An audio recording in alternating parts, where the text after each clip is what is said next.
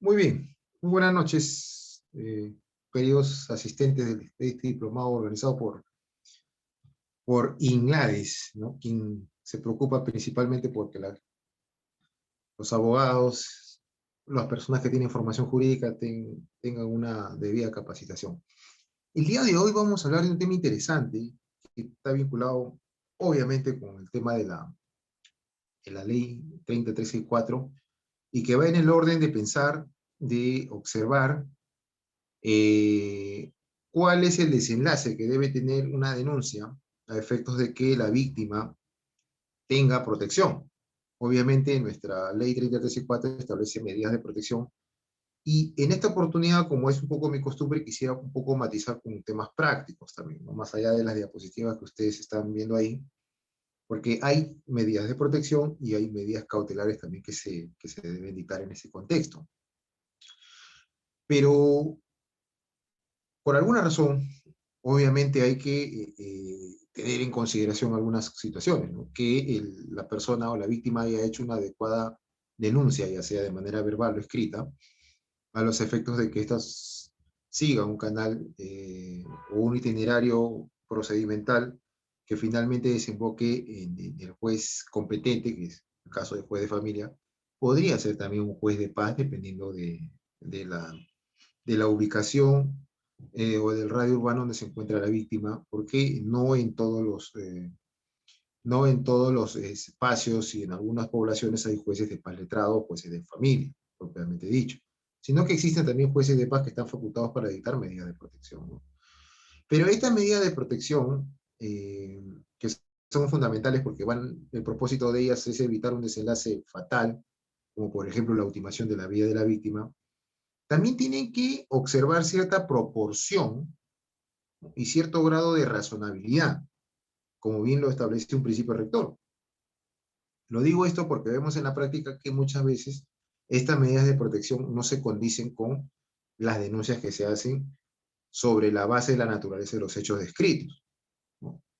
No basta con que la norma establezca medidas de protección que obviamente para quien corresponda deberían servir o deberían ser muy beneficiosas porque, como acabo de decir, el sistema, tanto en la parte de la violencia familiar o en la violencia contra la mujer, tiene una injerencia directamente con su protección.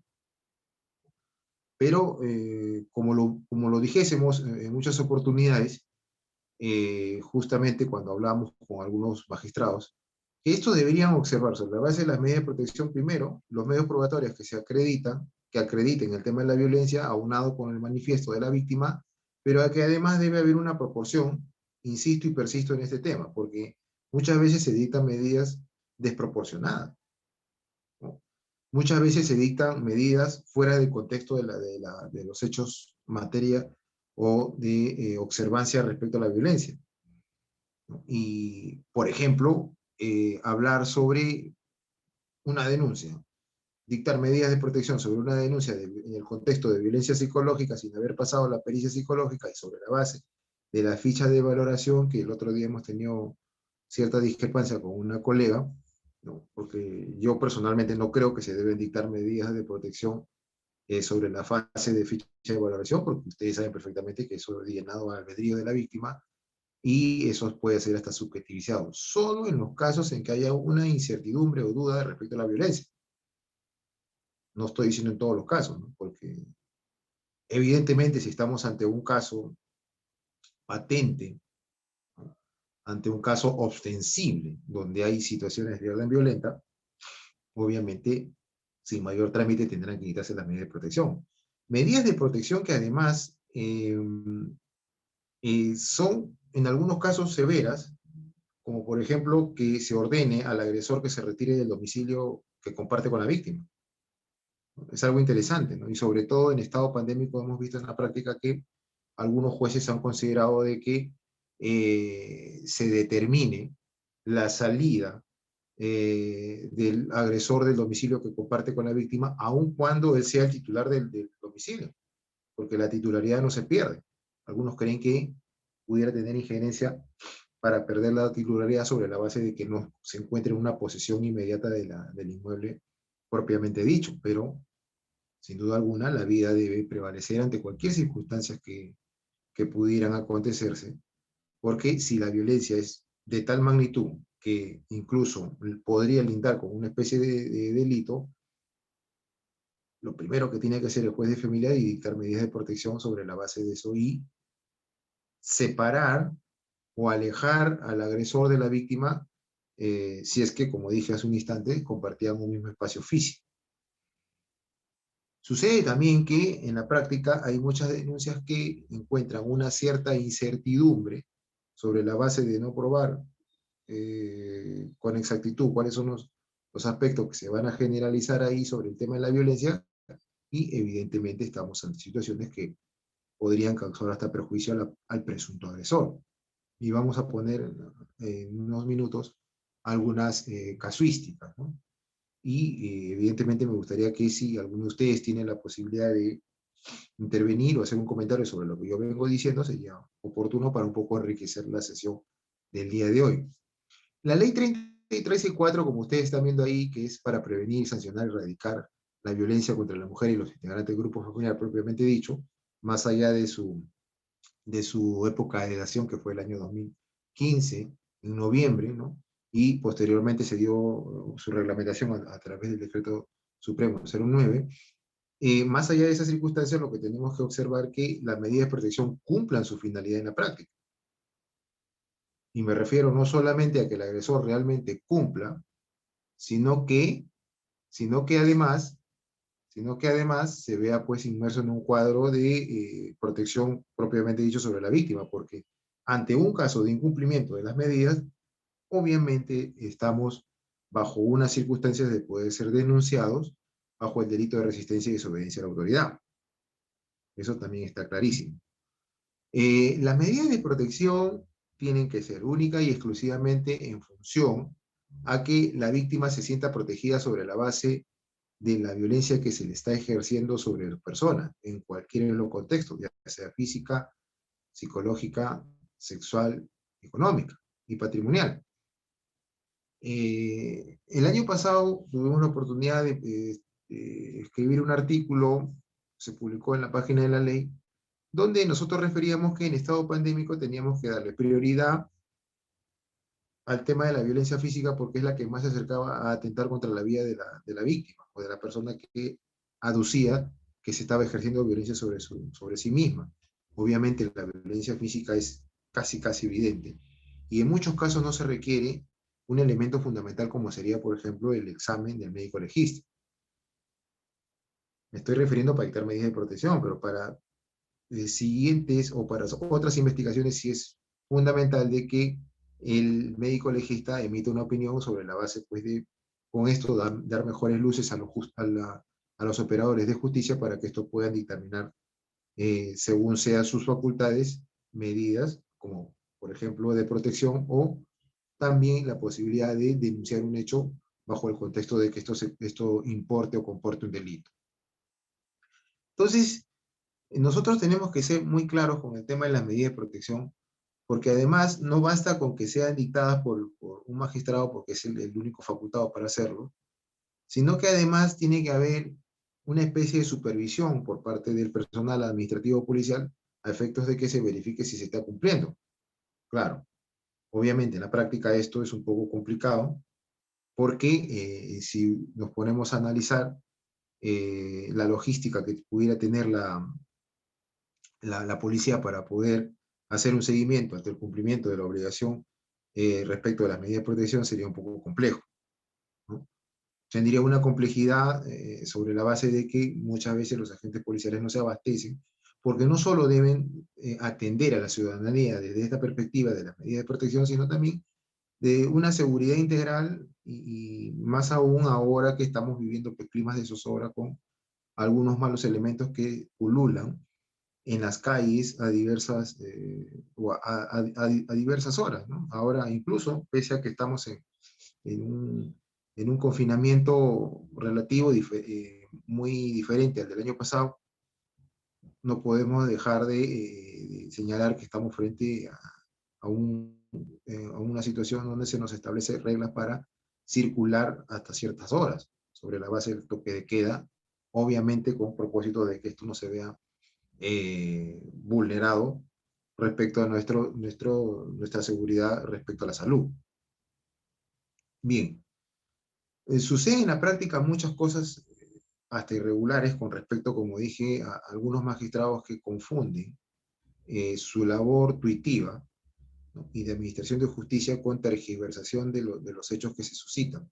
Con esto no estoy haciendo una defensa a aquellas personas que realmente ameritan dictárseles medidas de protección, ¿no?, porque los hechos así lo demandan. Las medidas de protección incluso hasta se ha discutido si es que deben tener algún plazo. Eso lo vamos también a analizar, si es que debería tener un plazo, o hasta qué momento se deben cumplir las medidas de protección, y esto no debe considerarse que debe ser para todos los efectos y para siempre, ¿no?, porque si no esto sería un tema de inseguridad jurídica. El tema de la medida de protección tampoco debe ser temporal, creo yo, y tampoco deberían tener plazos, porque de lo contrario, ¿cómo se garantiza que el agresor sea reeducado y que la víctima sea recuperada? Porque ese es uno de los propósitos que tiene la ley, que haya atención inmediata y oportuna a la víctima para su recuperación post medidas de protección, y también reeducación para el agresor post medidas de protección. O sea, no se agota en las medidas de protección la tutela que está señalada correctamente en la ley 3034, sino que además se debe entender que debe seguir un itinerario de salud psicológica a través de terapias, para que en alguna medida el profesional que está a cargo de esto pueda señalar, ¿no?, o pueda corroborar en el contexto de las facultades que le confiere por ser un profesional de la salud mental y de la conducta humana, a los efectos de poder dar de alta y poner a disposición del juzgado el hecho de que la víctima ya se encuentra apta para poder interrelacionar con muchas personas, porque a veces la violencia es de tal magnitud que la víctima pierde confianza en sí misma y no desea interactuar dentro de un contexto social, ¿no? Situación que también podría revestir gravedad y otro tipo de daño colateral. Como también lo sería para la reeducación del agresor, que es en buena cuenta quien generó el tema de la violencia, y que para los efectos de que éste no esté inmerso en cuadros similares en otro contexto con otras personas, debe buscársele pues que se le plantee unas terapias o sesiones que le permitan al agresor disminuir su ansiedad, disminuir su grado de violencia, y en algunos casos desaparecerla, ¿no? Porque la idea principal es que las personas que están inmersas bajo cuadros depresivos o de alto estrés, o con iras o emociones violentas permanentemente, deben estar evidentemente recibiendo terapias a los efectos de poder manejarse bajo un contexto de inteligencia emocional, porque es básicamente eso. La ley 3034 protege, previene, ¿no?, busca que erradicar, busca que sancionar en algunos casos, pero lo interesante acá es que se debe manejarse desde un contexto de la inteligencia emocional para evitar estar dentro del contexto de las implicancias que tiene la ley 3064 y las medidas de protección también. Nosotros hemos tenido la oportunidad, por ejemplo, de patrocinar casos donde ha habido una desproporción en el dictado de medidas de protección, ¿no? Yo la vez pasada creo que puse algún ejemplo de una pareja de cónyuges que tenían 3 hijos, tienen 3 hijos en común, y bueno, y ambos aún separados físicamente, ¿no?, pero no legalmente, me refiero a la disolución del vínculo matrimonial, establecieron reglas para poder interactuar con sus hijos a efectos de que estos tampoco se vean perjudicados con la ruptura. Lo cierto es que en el contexto y en el cuadro de circunstancias que nosotros acontecemos a esa circunstancia que yo describo, se suscita una discrepancia. El, el, el padre de los menores decide, o bueno, decide establecer algunas precisiones con la madre de los menores, y la madre considera que está siendo vulnerada de la perspectiva psicológica. Cuando yo digo de establecer situaciones concretas con respecto a los menores era sobre la base de un diálogo de repente serio y con algunos matices de contundencia en las precisiones con algunas situaciones para los menores. La madre consideró que se le había vulnerado y que se le estaba vulnerando, que se estaba ejerciendo violencia y denunció el hecho, violencia psicológica. Obviamente se acudió a la dependencia policial más cercana, denuncia el hecho y esto desembocó en el juzgado como correspondía, se llenó una ficha de valoración, todavía no pasaba la mujer, la denunciante, la pericia psicológica, porque esto tenía una implicancia de establecer una fecha un poco lejana. Mientras tanto, se dictaron medidas de protección, no proximidad a ella, no proximidad a los menores. Al analizar este caso, en el contexto de que del denunciado estaba, bueno, en un cuadro pues, de violencia familiar, consideramos que había sido exagerada el tema de las medidas de protección, porque los menores no tenían en ningún momento señales de haber sido violentados por el padre biológico, aun cuando tenía un régimen de visitas en camino, ¿no? O bueno, entre manos, porque ya se había determinado en sede judicial que esto iba a ser así. Al analizar este tipo de medidas de protección que están permitidas por ley, dicho sea de paso, porque el juez no estaba inventando ni tampoco estaba creando nuevas medidas, aun cuando la norma dice cualquier otra que sea necesaria para el cumplimiento de la protección del menor y de los integrantes del grupo familiar y de la mujer, propiamente dicho. Entonces, lo que se observó acá es que la denuncia estaba subjetivizada, plagada de algunas ciertas situaciones inventadas, por no decir mentiras, y lo más curioso es que se dictaron medidas de protección, ¿no? Entonces, la pregunta que cayó de Madura era si tenía que prevalecer las medidas de protección sobre la resolución de régimen de visitas con externamiento. Ya la semana pasada nosotros lo pusimos como ejemplo y saltó y se evidenció un detalle en la propia ley. Alguien diría, bueno, está bien, por el interés superior del menor deben estar a buen recaudo los menores y el agresor pues tiene un alto grado de peligrosidad que no se le puede incluso ubicar en un contexto que él quisiera, porque tendría, entre comillas, eh, una generación, me refiero a que él pudiera generar de por sí un clima de zozobra y temor al entorno familiar, situación que no era. Entonces, rápidamente pues se hizo gala pues un poquito de la actividad procesal y se tuvo que impugnar el hecho, ¿no? Se impugnó la resolución que dictaba medidas de protección, invocando el principio de razonabilidad y proporcionalidad, por eso que les mencionaba al inicio, que la proporción y la razón tienen que ir de la mano con el tema del dictado de las medidas de protección, porque de lo contrario, no había una incoherencia, sería incongruente los hechos materia de denuncia y la decisión final, porque las medidas de protección deben siempre y en buena cuenta ser dictadas por jueces. Por lo general, jueces de familia que están a cargo de estos casos de violencia familiar y en algunas comunidades rurales donde por la lejanía no hay un juez de familia, pero sí hay un juez de paz. El juez de paz también está facultado para dictar medidas de protección.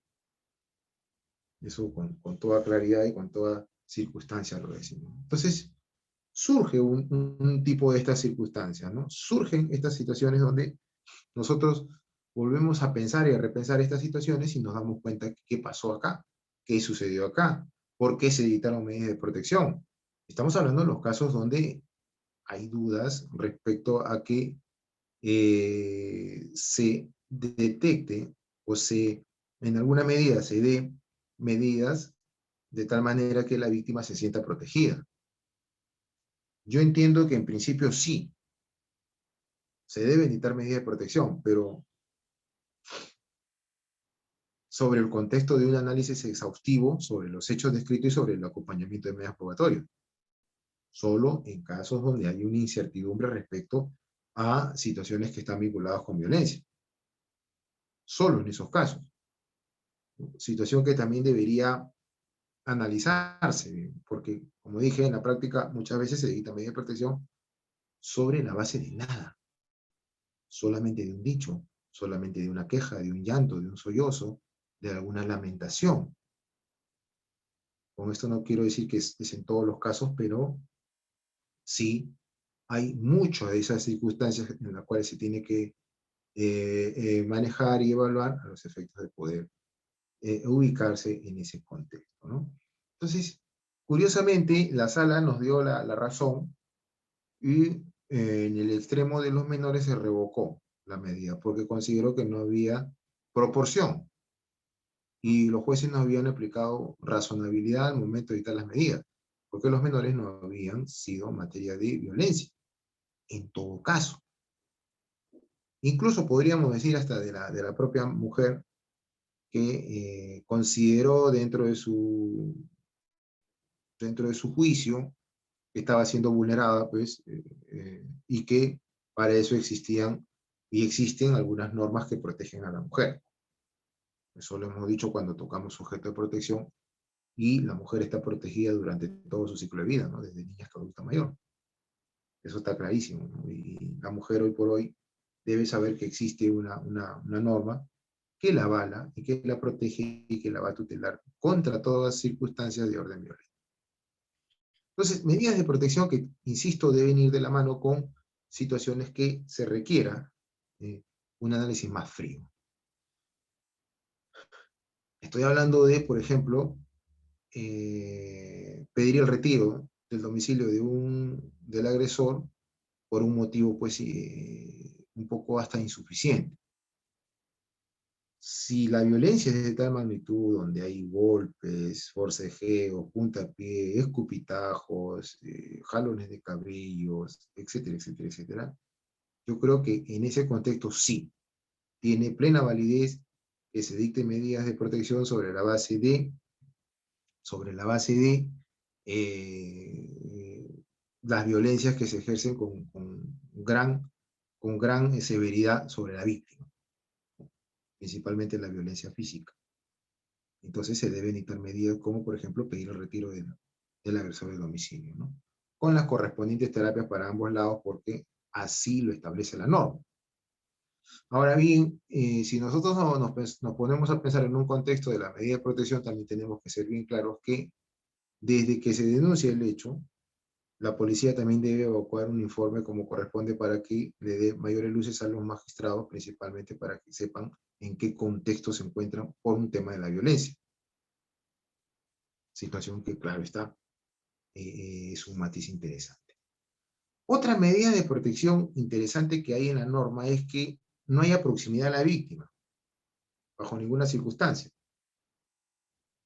Claro, no necesariamente acá la víctima y el agresor están compartiendo un mismo espacio físico bajo el contexto de la convivencia o del matrimonio, sino que acá puede ser incluso cualquier pariente que no domicilia en la misma esfera física, o cualquier persona que pretenda vulnerar los derechos de la mujer, o simplemente por el fuero de su intimidad. Entonces ahí estamos bajo un contexto mucho más analizado, si se quiere, ¿no? Porque en este tipo de medidas, lo curioso es que se reglamenta la distancia que debe tener entre uno y otro, a los efectos de que nunca tengan que interactuar bajo ningún contexto. Y acá es un detalle interesante, porque una vez se nos consultó, doctor, ¿qué hacemos en los casos de que el agresor está cumpliendo con el distanciamiento, y la víctima va y en alguna medida lo intersecta, o simplemente busca que tener una cercanía? Eso daría pie a que el agresor, determinado ya en una resolución judicial, se vea como un caso de incumplimiento. Interesante, ¿no? Porque puede ser de que el agresor y la víctima coincidan en un lugar público, sin haberlo querido ambos.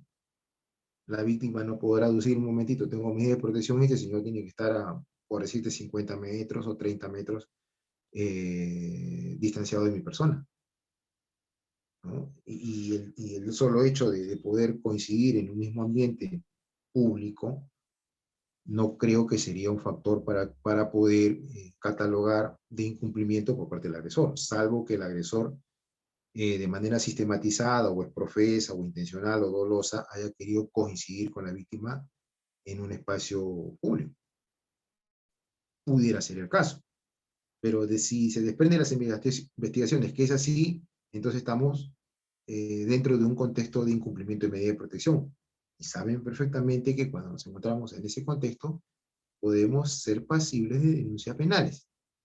Resistencia y desobediencia a la autoridad.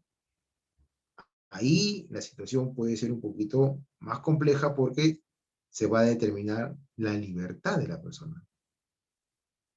La libertad, que es el segundo derecho fundamental más importante que tiene el ser humano después de la vida. Entonces, nótese esas situaciones que se van dando, esas situaciones que revisten de complejidad por el tema de las medidas de protección. Otra situación interesante también es una pregunta que de repente podemos desarrollarla más adelante con el concurso, con la participación de ustedes cuando nos toque brindar para las preguntas respectivas, es cómo saber si las medidas de protección tienen un plazo. ¿Tendrán un plazo las medidas de protección? ¿De acuerdo a la ley? ¿Son a nivel nacional? ¿Todas las dependencias policiales tienen competencias sobre el radio urbano o injerencia sobre la ubicación del agresor? Lo digo esto porque tuvimos un caso hace poco de una pareja de convivientes que hacían una vida en común en un distrito sureño de acá de la capital, me parece Villa El Salvador. Ella decidió denunciarlo a él por violencia psicológica y se determinó que él salga de la esfera física del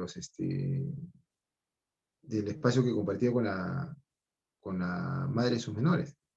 Él se traslada a otro distrito, más al centro, pero se da con la curiosidad de que la mujer se constituye el nuevo domicilio del agresor y encima notifica a la policía de que el agresor estaba incumpliendo las medidas de protección. Nota curiosa, muy curiosa, porque si ustedes observan, el juez del lugar donde domiciliaban o donde estaban conviviendo, estaba en Villa El Salvador, determina que salga de la esfera física, compartía con la víctima, y esta a su vez se va o se traslada a un sitio distinto y muy lejano de la madre, porque tiene una denuncia de esta naturaleza, está evidentemente cumpliendo. Pero si la víctima se constituye al nuevo domicilio del agresor y aduce que tiene medidas de protección en el contexto de no proximidad a la víctima, y lo que es más aún, los agentes policiales de la comisaría del sector se constituyen al domicilio donde se encuentra el agresor y lo conducen a la comisaría. Situación que yo lo veo como muy grave, ¿no? Porque en primer lugar la policía no puede detener sobre la base de una presunción. Claro, medidas de protección tiene injerencia sobre ese factor, tiene injerencia, pero ¿en qué contexto, digamos? ¿No? ¿Sobre qué circunstancia? Yo, tomamos este caso porque nos pareció muy curioso, más allá de importante porque se avisoran o se avisoraron complejidades con algunos matices que no necesariamente la norma están presentes, porque la primera pregunta que se abordó, ¿hasta cuándo deberían ser las medidas de protección? ¿Son a nivel nacional? ¿Deben perseguir al agresor a donde vaya? La comisaría del sector, del nuevo sector donde domiciliaba este señor, ni siquiera tenía el cuadernillo de las medidas de protección que se estaban requiriendo para el caso. Entonces son situaciones que hay que observar con detenimiento. Son situaciones que tenemos que nosotros, a todas luces, verlas con un factor muy minucioso y acucioso. Y hay que ver de manera exhaustiva también sobre el tema de los medios probatorios. Cuando yo digo exhaustividad, es sobre la base, puede tener una incertidumbre de que hay violencia. Pero si yo como magistrado me percato que el hecho es ostensible, no hay nada que hacer.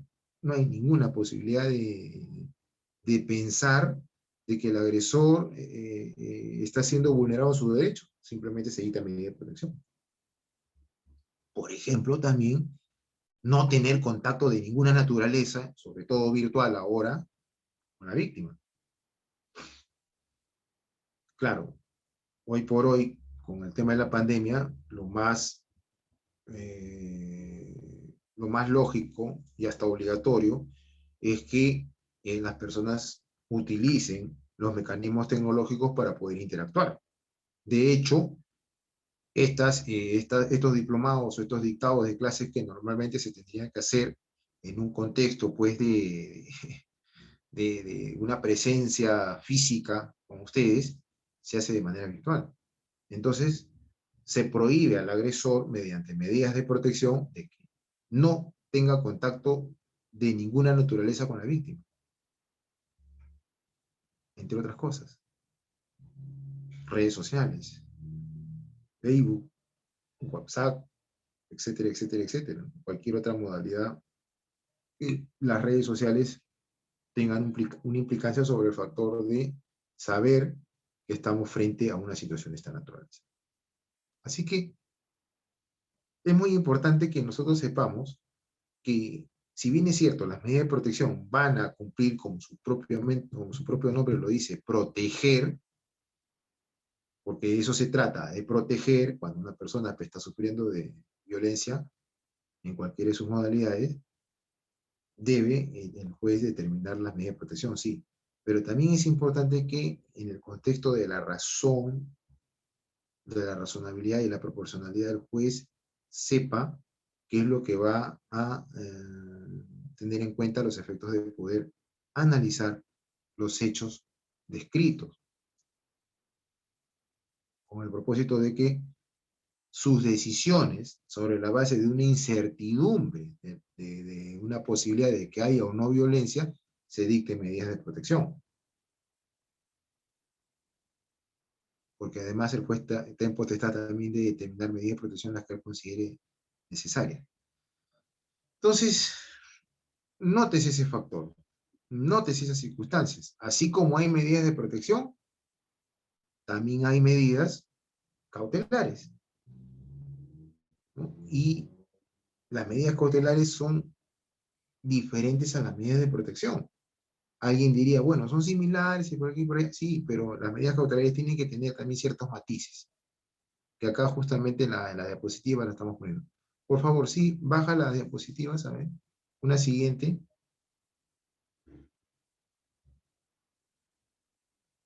Siguiente, por favor. Siguiente.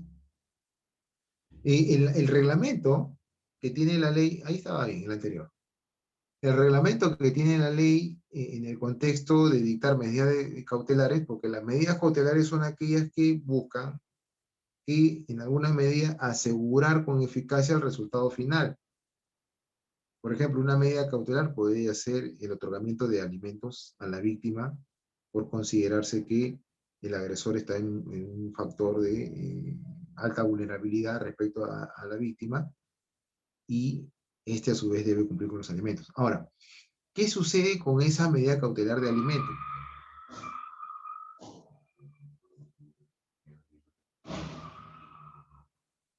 Medidas anticipadas como propiamente se dice, ¿no? Perdón, un segundito.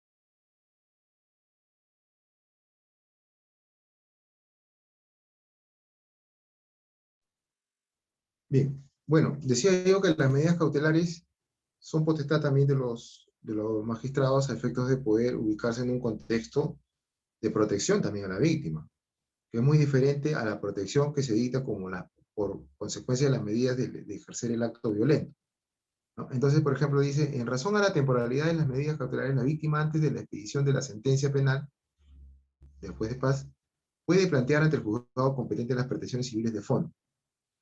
Ahora, yo he visto y veo con mucha, con algo de cuestionamiento, si cabe el término, de que tengan en alguna medida las personas que plantear medidas cautelares en el contexto pues de alcanzar unas circunstancias que no corresponden. Yo entiendo que el derecho al alimento, la tenencia, el régimen de visitas podrían ser como medidas cautelares, pero son temporales. Estas deberían seguir una ruta independiente, como quiera que la propia norma lo establece, ¿correcto? La propia norma establece eh, cuál es la ruta procesal que debe seguir ciertas personas para poder acceder a algunos derechos. Y entonces estoy viendo que algunos plantean maliciosamente denuncias de violencia familiar en el contexto de poder entender de que a través de esas medidas se pueden obtener algunos beneficios como alimentos o tenencia. Pero insisto, son situaciones muy temporales y además deberían ser, si es que algún juez la determina, tendría que ser muy bien fundamentadas, ¿no? Muy bien fundamentadas porque las medidas cautelares tienen ciertas características y ciertos requisitos a cumplir. Siguiente, por favor.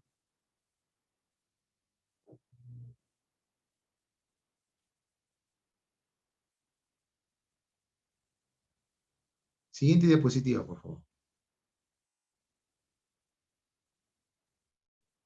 Bien, acá estamos observando que las medidas de protección y las medidas cautelares tienen cierta importancia.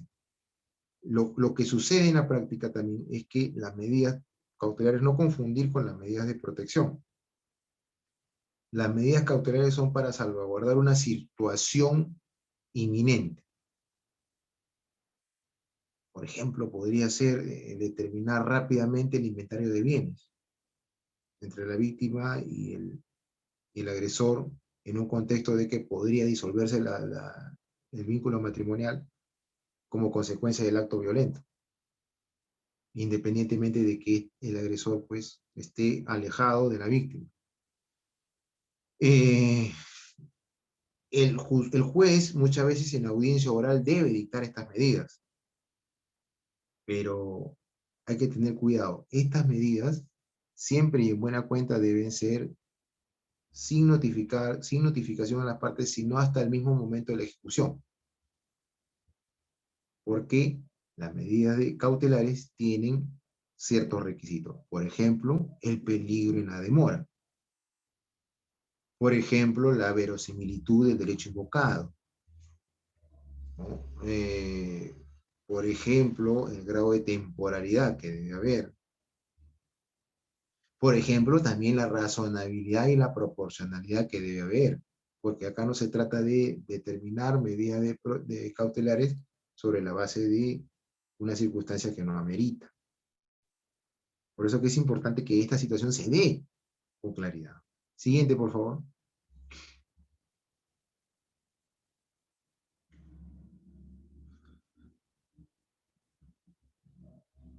Siguiente diapositiva. Por ejemplo, acá tenemos medidas cautelares. Si la seguridad de la víctima o su familia requiere de una decisión jurisdiccional, solicitar las medidas cautelares pertinentes al juez especializado de familia, que también puede tramitar como medidas anticipadas, pero las medidas anticipadas en los casos de violencia familiar por lo general son para situaciones de derecho alimentario. El problema de eso es que se da sobre una situación pensando de que si el agresor, además de haber realizado inconductas o de haber realizado actos de agresión hacia menores y es retirado del domicilio, eso no implica que él va a tener que exonerarse de sus deberes alimentarios. Es por eso que algunos jueces determinan que incluso puede ser hasta de oficio estas medidas cautelares sobre alimentos. La única gran discusión de este tema es cuánto tiempo va a durar, como por ejemplo, cuánto tiempo dura una medida de protección, ¿no? Las medidas de protección tienen que ser analizadas en un contexto, como hemos dicho ya, sobre la base de hechos concretos y reales, objetivos. ¿Cuánto tiempo van a durar? ¿Cuánto tiempo? A mí me parece hasta correcto pensar de que las medidas de protección y cautelares no tengan un plazo. Me parece hasta razonable. Sobre todo en el contexto de ver, lo digo con claridad, de que exista la posibilidad, de que en el caso de las medidas de protección, la víctima no se haya recuperado y el agresor no se haya reeducado. Con lo cual, sería perjuicioso que se levanten las medidas de protección sobre la base de un plazo determinado sin haber cumplido ambos con esos requisitos mínimos para poder, por lo menos, entrelazarse o interactuar como una familia constituida. Estoy hablando en los casos donde la agresión o la violencia es casi insuficiente, porque hay grados de violencia severo o moderado, por ejemplo, o leve, que sería incluso hasta inaudito pensar que van a volver a tener una relación familiar. Estoy hablando en los casos graves de violencia familiar, donde incluso la persona trata de ultimar la vida de la otra. O las agresiones son de tal magnitud que las ponen en un estado incluso hasta de discapacidad. Entonces, esa situación no se debe permitir, ¿no? Y es poco probable o prácticamente nulo de que la víctima pueda replantear una especie pues, de intelectuación con el agresor, sobre pretexto que está reeducado. Nótese ese factor. Siguiente, por favor.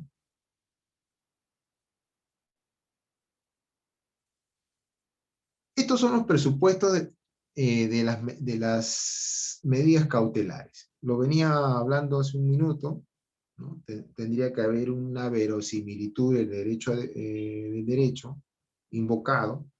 Cuando hablamos de verosimilitud, estamos diciendo que tiene que haber una apariencia del derecho que le asiste a la persona. De lo contrario, el magistrado no va a tener mayores luces, porque las medidas cautelares son medidas que deben dictarse bajo un contexto de una calificación mínima. No se trata de porque se plantean las medidas, ya esto debe ser atendido o esto debe ser otorgado como que si fuera algo muy simple y muy básico, ¿no? Las medidas cautelares tienen que ser analizadas y sopesadas como una demanda normal y común.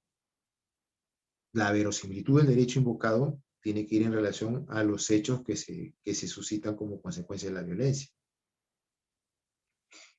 También he dicho hace unos minutos que si hay un peligro en la demora, se deben dictar medidas cautelares. Y no hay peligro en la demora, en estos casos no estoy hablando en la demora de parte de las autoridades en tener que actuar, sino un peligro en la demora sobre la base de la conducta del agresor respecto a las víctimas.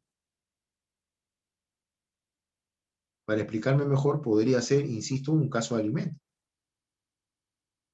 No vamos a esperar de repente a seguir un conducto regular para presentar una demanda de alimentos cuando el juez de familia, como consecuencia de los actos violentos o de la violencia familiar, pueda dictar medidas cautelares de alimentos, aduciendo el peligro en la demora. Para estos casos no se pide contracautela porque sería contraproducente, obviamente, ¿no? La contracautela, que por lo general también es de manera verbal y en algunos casos material, ¿no? Por eso que es importante que nosotros tengamos presente que estos factores donde se tienen que determinar sobre la base de situaciones estrictamente de naturaleza violenta, tenemos que ver las consecuencias que van a traer más adelante el hecho de no tener una medida determinada por el juez a los efectos de poder entrar en materia y poder salvaguardar no solo la vida de la víctima, sino también el sustento para lo cual conviene tener. Se me ocurriría decir, si la agresión es hacia los menores, lo más lógico que en una medida cautelar se dicten sobre la base de la tenencia para quien corresponda. Si el padre biológico es el agresor de los menores, lo más probable es que la tenencia pase a poder única y exclusiva de la madre. Cualquiera de los dos, porque no se trata acá de que haya una distinción por el género, ¿no? Pero ponemos ese ejemplo no con propósitos de género, sino para poder un poco entendernos desde una perspectiva mucho más elemental. Podría establecerse también un régimen de visitas, ¿no? Pero no estoy hablando propiamente dicho para el agresor, obviamente. Si el agresor ha planteado, pues, ha ejercido violencia sobre los menores, sin lugar a dudas sería hasta inaudito que un juez le otorgue régimen de visitas, pues, eh, sobre la base de una circunstancia violenta, ¿no? Sería hasta inaudito. Pero estos son los presupuestos tradicionales de las medidas cautelares. Verosimilitud en el derecho invocado, peligro en la demora. Contracautela sí, pero este es un caso de violencia familiar, así que no se debe pedir contracautela. Y la adecuación a los hechos concretos, lo que denominamos también razonabilidad y proporcionalidad. Siguiente, por favor.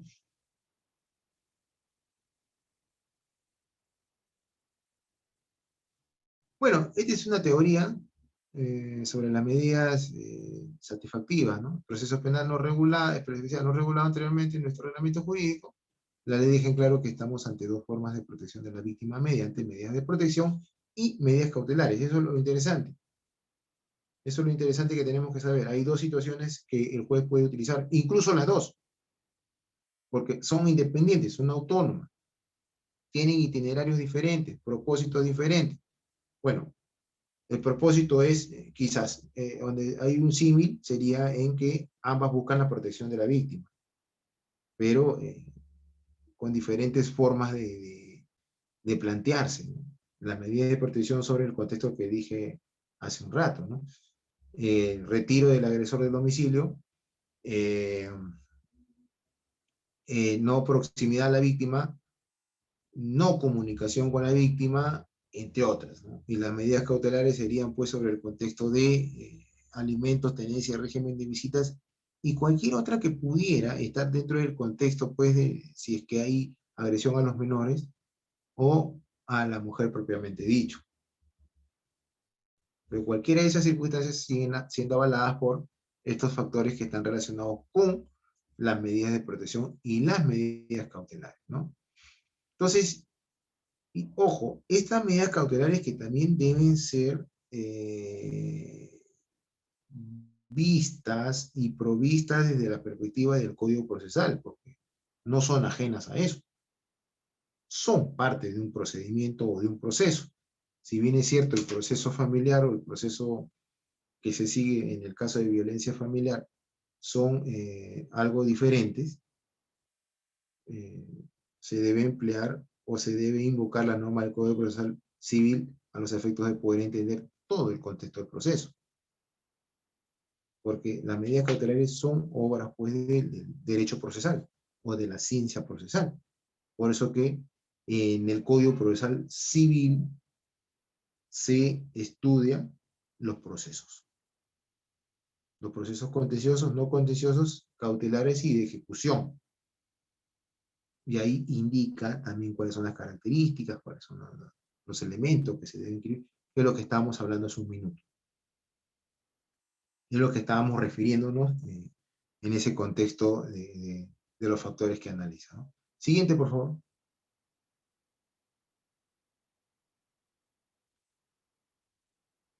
Característica de las medidas. A ver, tenemos acá. El proceso es el factor tiempo, constituye un elemento de suma importancia para garantizar y realizar el acceso a la justicia eficaz. Bueno, yo debo decir que las medidas cautelares deben ser eficaces, esa es su función. De lo contrario, no tenía ningún sentido. Además, lo que se pide es que se le cree una convicción al magistrado para que éste pueda dictar las medidas. Con la ley 26.260, que es la anterior a esta, se tramitaban en proceso único las denuncias de violencia familiar. Situación que podría ser hasta un poco engorrosa, y de hecho lo era, ¿no? Por eso que la ley actual 13.4 tiene otros matices. Tiene matices diferentes, yo creo que importantes, está acorde con las nuevas modalidades de violencia que hay, y eso es fundamental. Eso es un tema de fondo que hay que analizar. Yo personalmente creo que esta ley 30.4 es acertada. Obviamente hay que pulir algunas cosas, ¿no? Obviamente hay que mejorar porque no depende un poco de la dación de la ley, sino depende de la evolución que hay en la sociedad. Ya yo lo he dicho, es muy probable que más adelante esta ley incluya otro tipo de violencia, que es a través de la violencia virtual, que se da a través de las redes sociales también. Hay mucha violencia. Incluso ahora que hemos estado pues inmersos en un proceso electoral que está todavía por dilucidarse, ¿no? Debido a que están voto a voto, hemos visto pues a través de las redes sociales la cantidad de infundios, improperios, de calificativos, de toda índole, donde hay agresión sobre la mujer, sobre la familia, etcétera, etcétera, etcétera. Esto tiene que tener una regulación en algún momento, porque esto no puede ser tan libre y abierto de poder ofender y poder calificar y poder estigmatizar a las personas como uno quiere que sean. Incluso la candidata mujer ha sufrido mucha violencia a través de las redes sociales. Alguien no pensaría que debería tener tutela, y esto no tiene nada que ver con una predilección que yo pudiera tener por las elecciones, porque yo no pretendo hacer política a través de estos canales, ¿no? Y mucho menos defender a alguien que de repente no creo yo en su posición, pero a mí lo que me interesa es ir pensando, ir analizando y haciéndome cuestionamientos y preguntas permanentemente sobre la base de que podría ser pasible de modificación esta ley, y no modificación, sino de inclusión de nuevas modalidades de violencia. Por eso es que yo creo que esta ley 30.4 sí va acorde a nuestro sistema y nuestra realidad. Sí va acorde, no me quepa la menor duda. Así que en ese contexto es correcto, para mí es correcto, pero es pasible de modificaciones, sí, por propia naturaleza. Esta ley ya tiene 6 años casi. Incluso hace poco han sido modificadas algunos artículos. Bueno, pero incluir a la modalidad de la agresión o de la violencia sobre redes sociales sería interesante.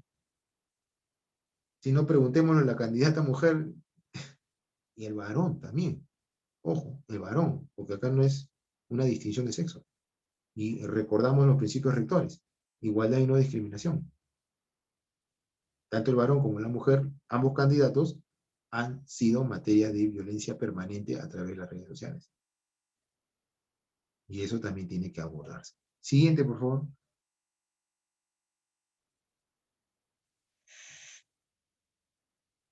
Siguiente. Dice acá, nuevamente, estamos hablando de las características, dice con su emisión no siendo necesario de otro proceso anterior. En ese sentido, debemos tener en cuenta que la misma ley diferencia claramente entre las medidas de protección con las medidas cautelares. Sí, sin duda alguna, son una diferencia. Son diferentes, ¿no? Obviamente que normalmente cuando se dicta una medida de cautelar, se requiere, o es un requisito sine qua non, el que haya un proceso regular, que un poco sustente la creación de esta nueva ley, de esta nueva medida. Eso es interesante, importante de hacer. Así que nosotros tenemos que estar bajo ese contexto, ¿no? Hay diferencias entre medidas de protección y medidas cautelar, y las medidas cautelares deben seguir obligatoriamente y cumplir con los requisitos. Obligatoriamente. Obligatoriamente. Así que en ese contexto tenemos que tener muy claro. Siguiente, por favor.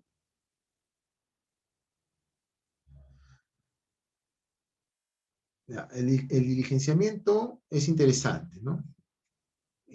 Las medidas cautelares no tienen que ser oídas por las partes hasta el mismo momento de la ejecución, ¿correcto? Porque de lo contrario la parte se enteraría de que existe una medida cautelar en proceso y podría en alguna medida entorpecer este hecho.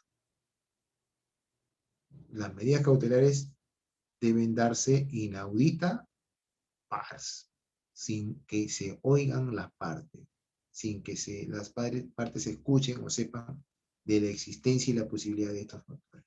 Así que, de esa perspectiva, tenemos que tener claridad. Claridad. O sea, no hay posibilidad de que las partes se enteren u observen de que están en un contexto de pensar de que van a ser notificadas con la medida. Son notificadas en el mismo momento que se ejecutan.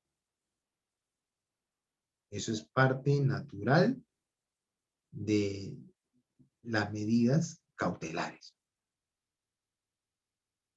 Muy diferente a las medidas de protección. Las medidas de protección se determinan y listo. A través de una resolución, ya está. Obviamente también tiene que pasar por un tamiz de la evaluación, de observar cuál es el factor que se va a tener que considerar y cuál es la circunstancia que complementan, el por qué se dictan medidas de protección. Ya lo dije tempranamente, tiene que haber ahí hay un factor de razonabilidad y proporcionalidad, porque de lo contrario sería ilógico que una persona se encuentre pues dentro de un marco de, de medidas de protección cuando es ajeno a los hechos descritos. Es más, no ha tenido injerencia de ninguna naturaleza dentro de estos aspectos, ¿no? Ahora, insistimos, las medidas cautelares pudieran en alguna medida tener un plazo, pero eso tendría que ser sujeto a lo que dice el Código Procesal Civil. La medida de protección no tienen un plazo propiamente dicho, pero están sujetas un poco también a la determinación por parte del fiscal, que pudiera archivar porque no considera que hay méritos para hacer una denuncia penal, y sobre la base de las terapias psicológicas que deben seguir la víctima común, el agresor. Situación que también debemos verlo con claridad. No es tampoco una cosa muy sencilla. Yo creo personalmente, si ustedes me preguntasen, si es que las medidas de protección tendrían que tener plazo, yo diría que no, está correcto, pero tampoco no pueden ser, pues, eternas, ¿no? No pueden ser permanentes, porque eso crea un clima de inseguridad. Porque si se incumple, estamos en un contexto y nos hacemos pasibles de una denuncia penal. Así que en ese aspecto no podemos nosotros tampoco ser muy incisivos y tampoco pretender que estos factores van a ser descritos bajo esa situación. Así que yo creo que sí deben, si se cumplen ciertos procedimientos ante las autoridades competentes que tienen injerencia sobre estos factores de violencia familiar y no llegan a una mayor conclusión que deben seguir investigando, indagando y observando esta situación, entonces se tiene que ver bajo un contexto, pues, mucho más eh, analizado, porque esto crearía, como dije, inseguridad jurídica. Las medidas de protección deben tener un plazo, pero no establecido por ley, sino por parte de los operadores de justicia que, basado en los procedimientos agotados que tienen que hacer, o de agotar sus procedimientos de acuerdo a sus facultades, puedan poner coto a unas medidas de protección que ya no cumplen en la práctica su función, ¿no? Por carecer de objeto, le dicen. La medida de protección carece de objeto. No hay más que discutir ahí. Siguiente diapositiva, por favor.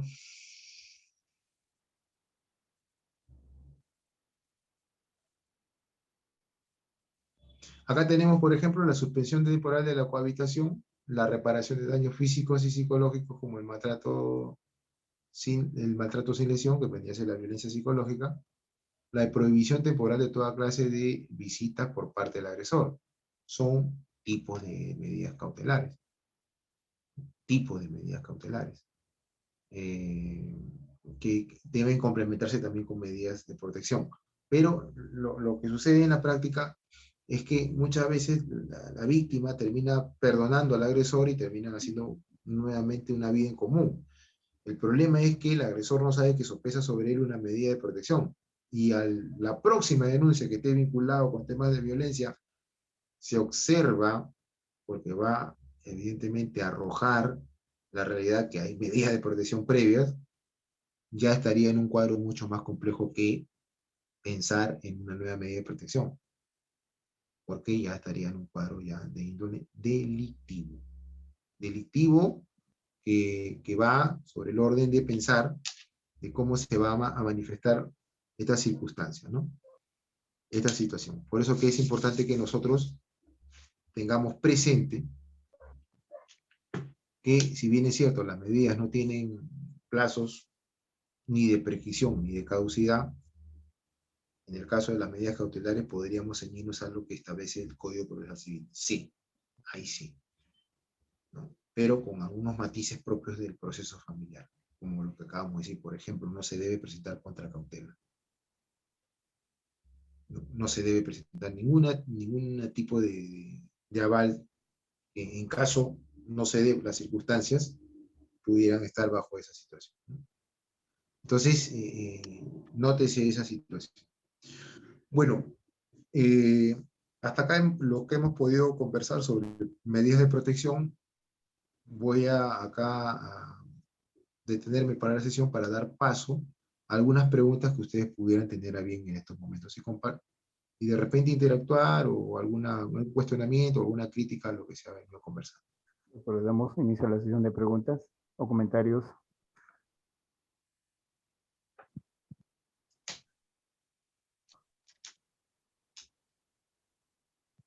Las medidas de protección son fundamentales, ¿no? En este contexto de la violencia familiar, porque esto evidentemente es el desenlace que debe tener la denuncia de violencia familiar, para lo cual la víctima acude a las autoridades competentes, ya sea pues a la policía, o ya sea a la fiscalía, o al mismo juzgado.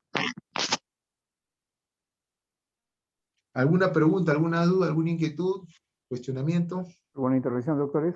¿Alguna pregunta, inquietud, comentario, alguna duda razonable? Muy buenas tardes, Buenas noches, doctor. Bienvenido. Adelante, por favor. gente. El que les habla es Christopher Zapata.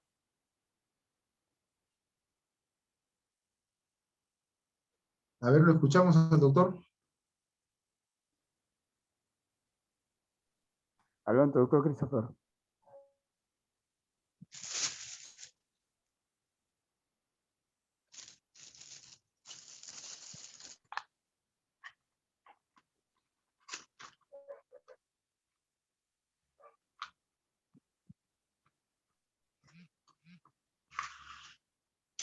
A ver, ¿se escucha bien?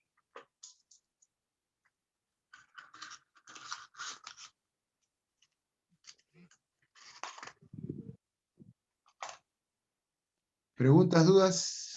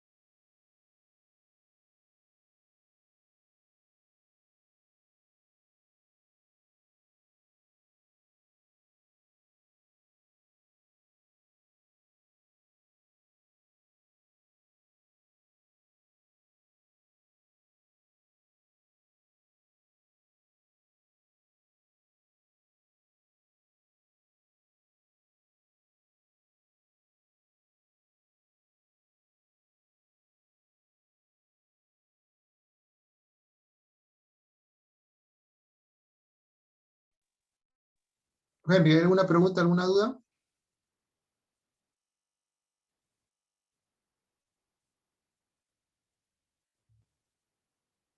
Hay una Levantamos la pregunta, sí, sesión doctor, entonces. hay una pregunta para usted. Si el doctor Arturo Sayas pregunta si las medidas de protección en caso de violencia familiar prescriben o no, y por qué. Las medidas de protección no prescriben. Y yo creo que en cierta medida está correcto porque si prescribieran y no cumplieran su función en la práctica, entonces habrían una serie de inconvenientes. Tampoco es que sean eternas y permanentes, sino que deben seguir un itinerario para poder entender cuáles son los factores ahí a analizar. Así que en esas circunstancias que yo creo que, como dije hace unos minutos, deberíamos esperar a que las autoridades cumplan algunos procedimientos y a razón de ello podría ser que las medidas terminen siendo por carecer de objeto y simplemente se deja sin efecto. Eso es lo que podría pasar. Bueno, doctor Luis. Doctor, ¿alguna otra pregunta?